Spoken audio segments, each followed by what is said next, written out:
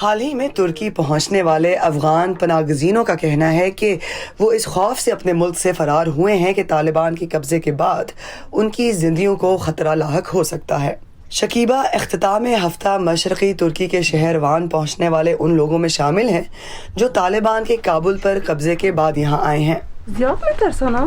ہم ان سے بہت خوف زدہ ہیں، ہم اس طرح بیٹھ نہیں سکتے تھے، ہمیں مکمل پردہ کرنا پڑتا۔ وہ نوجوان لڑکیوں کو پاکستان لے جاتے ہیں، میں اس سے خوف زدہ تھی، اس لیے میں یہاں آ گئی، ورنہ میں اپنا گھر کیوں چھوڑتی اور یہاں آنے کے لیے بھوک اور پیاس سے بھرے مشکل سفر کا سامنا کیوں کرتی۔ ان پناہ گزینوں میں سے بیشتر کے لیے یہ سفر کئی دن طویل ہے۔ وہ افغانستان سے ایرانی سرحد عبور کر کے پھر ترکی پہنچتے ہیں۔ ان کا کہنا ہے کہ زیادہ تر سفر انتہائی سخت موسم میں پیدل طے کرنا پڑتا ہے، لیکن پناہ گزینوں کا کہنا ہے کہ افغانستان میں بڑھتے ہوئے تشدد کے باعث ان کی اپنے وطن میں زندگی ناقابل برداشت ہوتی جا رہی ہے۔ آپ افغانستان میں اب نہیں رہ سکتے، آپ کس حد تک ان حالات کو برداشت کر سکتے ہیں، اس لیے ہم نوجوانوں نے وطن چھوڑ دیا۔ آپ افغانستان میں اتنا بھی نہیں کما سکتے کہ 2 وقت کی روٹی کھا سکیں، وہاں صبح و شام جنگ جاری ہے۔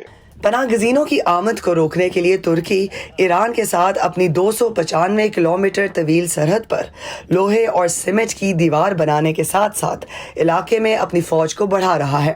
ترکی کا کہنا ہے کہ اب تک 156 کلومیٹر دیوار تعمیر ہو چکی ہے، لیکن بہت سے افغان باشندوں کے لیے ترکی میں بحفاظت پہنچنے کا مطلب یہ نہیں کہ ان کی مشکلات ختم ہو گئی ہیں۔ یہاں آ کر بھی ہم آسانی سے کہیں آ جا نہیں سکتے کیونکہ ہمیں ملک بدر کیے جانے کا خطرہ ہوتا ہے۔ آپ قانونی طور پر یہاں کام نہیں کر سکتے۔ ہم ہر قسم کا کام کرنے کو تیار ہیں، چاہے وہ صفائی کا کام ہو، ویٹر کا کام یا کھیت میں کام کرنا ہو، کیونکہ کام کیے بغیر ہم زندگی کیسے گزاریں گے؟ ہمیں کام تو کرنا ہی پڑے گا۔